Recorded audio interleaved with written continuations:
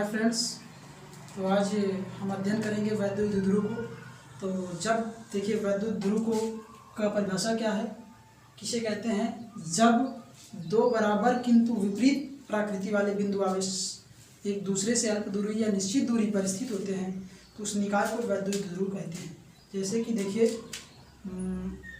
दो बिंदु आवेश लेते हैं, दोनों के परिमाण समान होते हैं लेकिन प्रकृति विपरीत होती है, प्लस का माइनस का।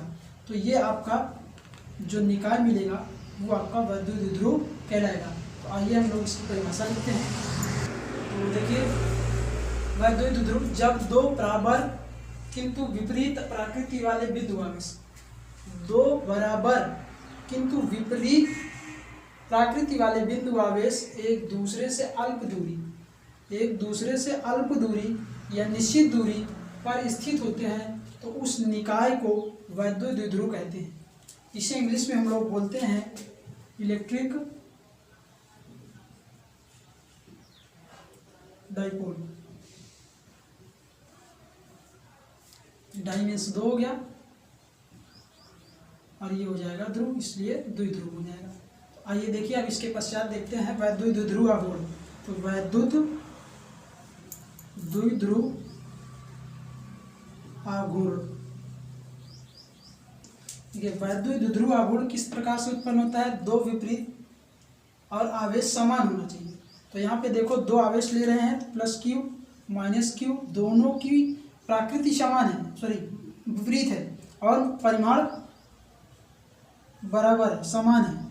तो इस पर बिंदु P पर आपको दूरी पता करना है। तो यहाँ से माइनस क्यू के कारण यहाँ पर दूरी पता करेंगे और प्लस क्यू के कारण यहाँ पर दूरी P पर ज्ञात करेंगे, तो ये अन्याय है। इसलिए इसके मध्य बिंदु बीच से लेकर करके इसकी दूरी पता करते हैं और दूरी पता करेंगे तो ये आपका हो जाएगा। ये आपका r यहाँ पे मान लेते हैं, इसकी दूरी हो जाएगी x, तो इसकी जो आधी दूरी होगी वो x/2 हो जाएगी, x/2 हो जाएगी। और यहाँ पे आपको x/2, यहाँ पे इसकी दोनों के बीच की दूरी x नहीं लेना है। यहाँ पे देखिए x/2 हाफ दूरी हो जाएगी, क्योंकि मध्य दूरी से यहाँ तक की दूरी बताना है मध्य बिंदु से। तो यहाँ पे कुछ बड़े लोगों ने बताया कि ये आपका मिस्टेक हो जाएगा, सॉल्यूशन करने में कुछ प्रॉब्लम खड़ी होगी, इसलिए उन लोगों ने बताया है कि यहाँ पे x ना मान करके इसकी टोटल दूरी हम लोग 2l ले लेते हैं। तो जब 2l ले लेंगे तो इसकी जो आपकी वो सूत्र होगा वो आपका, आगे देखिए सूत्र के साथ साथ पहले परिभाषा देखिए, परिभाषा लिखते हैं। आइए तो वैद्युत द्विध्रुव, तो वैद्युत द्विध्रुव किसी एक आवेश के परिमाण, ये वैद्युत द्विध्रुव जो आपका मिला है किसी एक आवेश का परिमाण तथा उनके बीच की दूरी के गुणनफल को वैद्युत द्विध्रुव कहते हैं। तो देखिए वैद्युत द्विध्रुव के किसी एक आवेश का परिमाण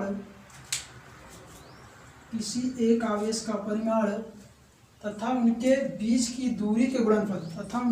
की दूरी के गुणनफल को वैद्युत द्विध्रुव आघूर्ण कहते हैं। तो इस प्रकार से आपका वैद्युत द्विध्रुव आघूर्ण मिल जाता है।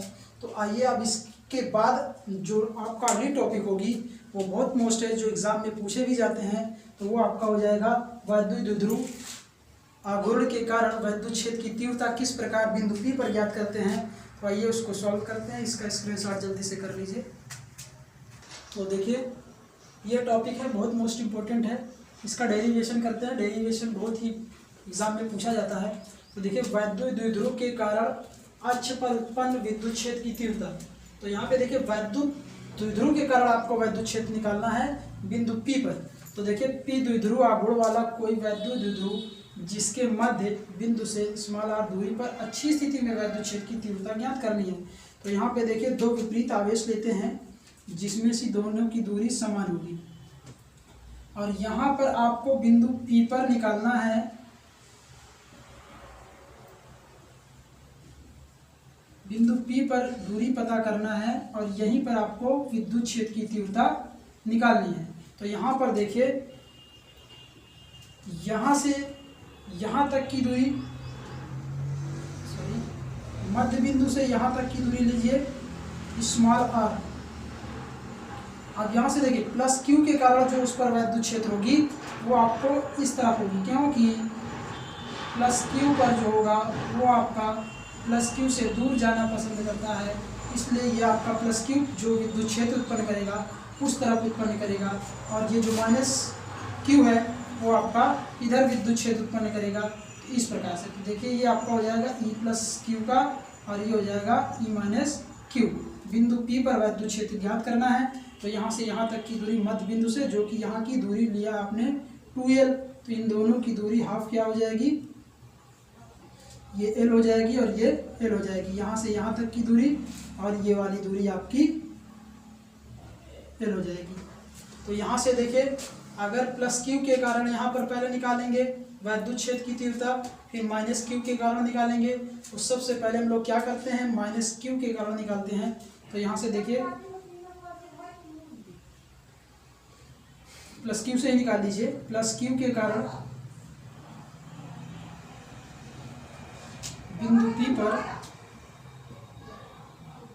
P पर वैद्युत क्षेत्र की तीव्रता, वैद्युत क्षेत्र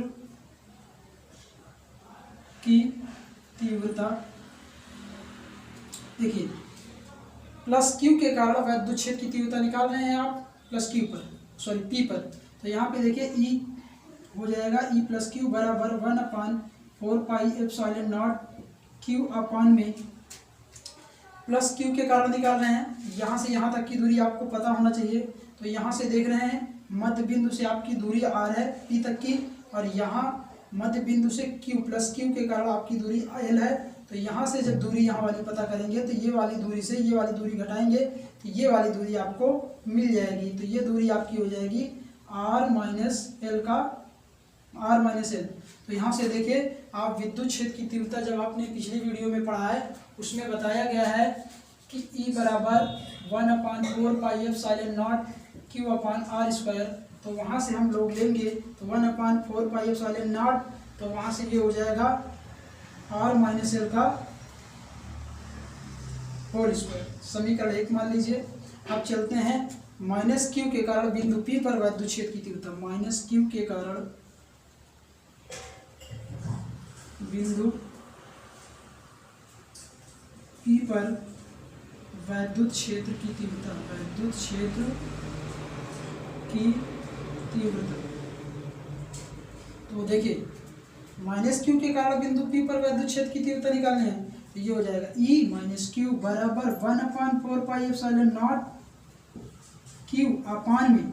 तो यहाँ से यहाँ तक की दूरी अब पता करना है। तो देखिए मध्य बिंदु से यहाँ तक की बिंदु P तक की दूरी आपकी r दी गई है, और यहाँ माइनस क्यू से मध्य बिंदु की दूरी स्मॉल l दी गई है। तो टोटल दूरी जब आप पता करोगे यहाँ से यहाँ तक की दूरी, तो आप देखिए यहाँ से मध्य बिंदु से P तक की दूरी स्मॉल r है, और यहाँ से यहाँ तक की दूरी आपकी क्या l, तो r प्लस l हो जाएगा। तो ये आपकी दूरी हो जाएगी r plus l। Minus Q से P तक की दूरी r प्लस l हो जाएगा। तो यहाँ से आप सूत्र देख लीजिए, तो ये हो जाएगा r माइनस प्लस का l का होल स्क्वायर। समीकरण 2। अब यहाँ से देखिए अब बिंदु P पर आपको वैद्युत क्षेत्र की तीव्रता पूरी तरह से ज्ञात करना है। तो यहाँ से देखिए हम लोग चलते हैं बिंदु P पर विद्युत क्षेत्र की तीव्रता। तो देखिए बिंदु P पर, तो यहाँ पे सबसे बड़ी प्रॉब्लम है कि हम किसको किससे घटाएं, प्लस क्यू को माइनस क्यू से घटाएं या माइनस क्यू को प्लस क्यू से घटाएं। ये चीज़ आपको कंफर्म नहीं हो पा रहा। तो यहाँ पे देखिए हम आपको बता रहे हैं कि किस प्रकार से आपको घटाना है। तो यहाँ पे देखिए जिसका हर छोटा होता है उसका मान बड़ा आता है। जैसे कि मान लीजिए सपोज दैट यहाँ पे आपका 10/2 है और यहाँ पे आपका 10/5 है। तो यहाँ से देखिए हर आपका क्या है, छोटा है, इसका हर बड़ा है। और यहाँ पे देखिए अंश बराबर है, तो ये 2 से कट जाएगा तो 5 आएगा इसका सॉल्यूशन, और इसका 5 दूना 10 आएगा।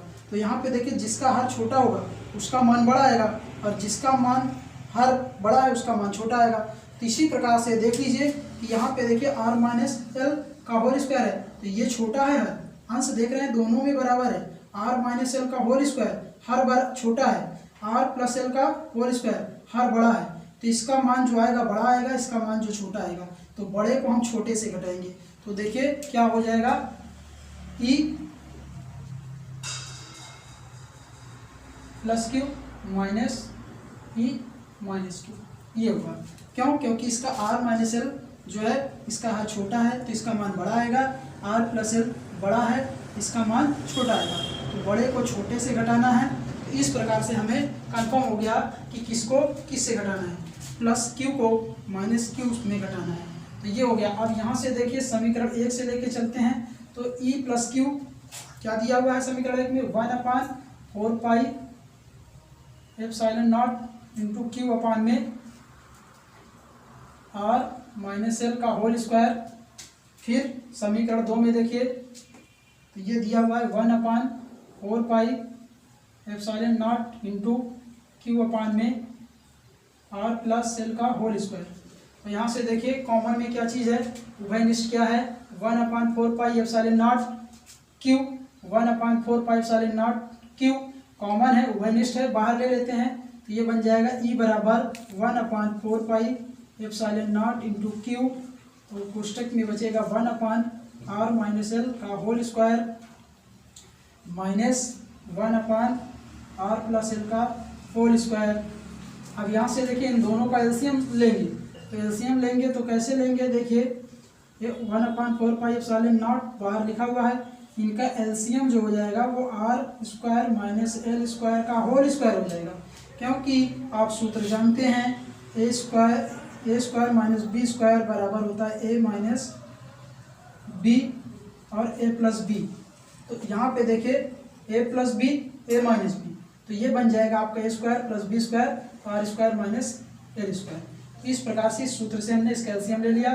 तो यहाँ पे अब देखिए हर अंश में क्या होगा, तो यहाँ पे देखो आर माइनस एल इसमें है और ये मिस है, तो यहाँ पे लिख लेते हैं आर प्लस एल का होल स्क्वायर। ये चीज़ इसमें है और ये मिस है, तो यहाँ पे ले लेते हैं, माइनस आप लगाएंगे तो ये हो जाएगा आपका आर माइनस एल का होल स्क्वायर। अब यहाँ से देखिए ई बराबर हो जाएगा 1/4 pi epsilon naught into Q, आपका बाहर बैठा ही है, अंदर लीजिए, ये आपका एलसीएम उसी प्रकार बैठा है एल स्क्वायर। अब यहाँ से देखिए ए प्लस बी का whole square, A minus B का होल स्क्वायर सूत्र बन गया। और आपको पता है A square plus B square बराबर होता है, सॉरी ए प्लस बी का होल स्क्वायर बराबर होता है A square plus B square plus 2ab। तो उससे हम लोग इसे तोड़ देंगे तो ये हो जाएगा A square plus B square plus 2ab। फिर यहाँ पे देखिए माइनस कोष्टक के अंदर लेकर सॉल्व करना है, ए माइनस बी का होल स्क्वायर, तो ये हो जाएगा A square plus B square minus 2ab। तो यहाँ पे हो जाएगा R square plus L square minus 2rl, ये हो जाएगा। अब यहाँ से देखिए ई बराबर हो जाएगा 1/4 पाई एप्सिलॉन नॉट, क्यू आपका हाई है, फिर उसके बाद देखिए R square plus L square plus 2rl, R square plus L square plus 2rl। इस माइनस का मल्टीप्लाई करना है इस कोष्टक के अंदर, तो यहाँ पे देखिए ये बन जाएगा आपका माइनस का आर स्क्वायर, माइनस प्लस का मल्टीप्लाई माइनस हो जाएगा एल स्क्वायर, इस माइनस माइनस का मल्टीप्लाई हो जाएगा प्लस 2rl, तो अपान में आपका ही है R square minus L square का होल स्क्वायर। तो यहाँ पर देखिए आर स्क्वायर प्लस का आर स्क्वायर माइनस का कैंसिल हो जाएगा, एल स्क्वायर प्लस का एल स्क्वायर माइनस का कैंसिल हो जाएगा। तो जो आगे चलेगा वो आपका हो जाएगा ई बराबर 1/4 pi epsilon naught into Q, कोष्टक के अंदर 2rl प्लस 2rl, 2rl बच रहे हैं, दोनों को ऐड कर देंगे 4rl हो जाएगा, अपान में R square plus minus L square का होल स्क्वायर। अब यहाँ से देखिए एक बड़ी बात है, याद रखिए आर बहुत बड़ा है एल से, जो आपका आर है वो बहुत बड़ा है किससे, एल से, छोटा है आर बड़ा है, इसलिए हम लोग आर एल को क्या करते हैं नगण्य मान लेते हैं, नगण्य मान लेते हैं। ये भी ध्यान देना कि ये आप नगण्य इसको कब मान सकते हैं, जब जोड़ या बाकी में कर सकते हैं और गुणा भाग में नहीं कर सकते हैं।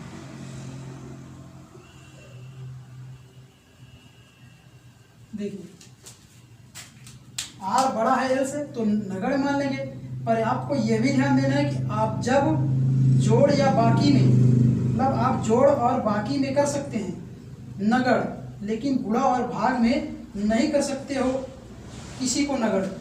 इसलिए यहाँ पे देखिए, ये आपके बोर्ड एग्जाम में नहीं लिखना है, ये आपके लिए याद रखिए।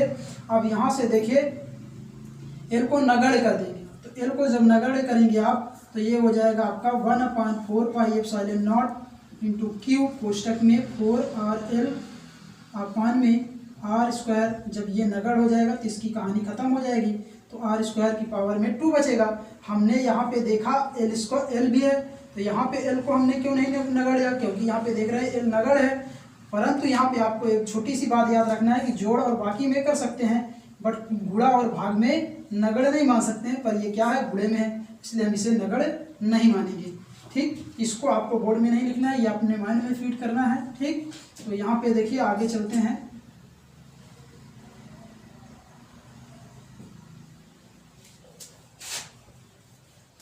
देखिए ये हो जाएगा ई बराबर 1/4 पाई एप्सिलॉन नॉट, इसे लिख सकते हैं 2L into Q into 2R अपान में आर स्क्वायर का होल स्क्वायर, ये बन जाएगा आर की पावर 4।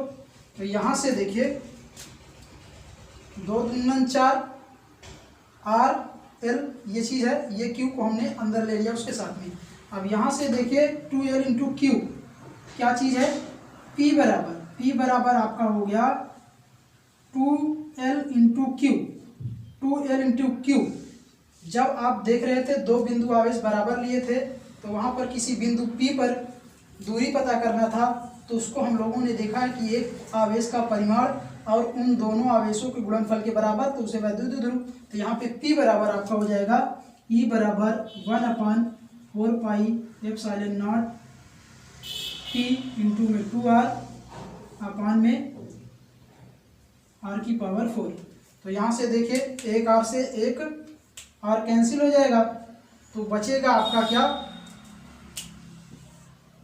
E बराबर 1/4 पाई एप्सिलॉन नॉट, R से एक R कैंसिल हो गया, बचा आपका 2P अपान में R की पावर 3, क्योंकि वहाँ से एक R कैंसिल हो गया, तो यहाँ पे आपका R³ बचा। तो ये आपका सिद्ध हो चुका है,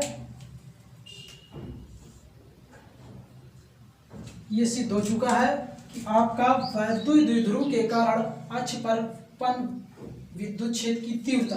तो टॉपिक समझ में आया होगा, जो चीज़ नहीं समझ में आई है कमेंट्स में बताएं, हम उसको तुरंत आपको सलूशन देंगे। जिसमें से आपको मैंने देखा कि एकदम बेसिक चीज़ें बताया, और बेसिक चीज़ें बताने के पश्चात इसको दिखाया कि आपका किस प्रकार से वैद्युत द्विध्रुव के कारण अक्ष पर उत्पन्न विद्युत क्षेत्र की तीव्रता हो। और जल्दबाजी न करिए, नहीं समझ में आया फिर से इसको देखिए, मेरे साथ साथ इसे रिवाइज कीजिए, फिर उसके बाद अपने से करने की कोशिश कीजिए। नहीं समझ में आया फिर से कमेंट्स में बताइए, हम आपको बताएंगे। और चलते चलते आपको फिर से एक बार कहना चाहेंगे कि चैनल को अगर सब्सक्राइब नहीं किए हैं तो घंटी बजाकर उसे सब्सक्राइब करें। और फिर आगे नेक्स्ट वीडियो में किसी को वैद्युत द्विध्रुव के कारण अक्ष पर आज हमने ज्ञात किया है, अगली नेक्स्ट वीडियो में निरक्ष पर ज्ञात करेंगे। निरक्ष क्या है अगली वीडियो में हम लोग डिस्कस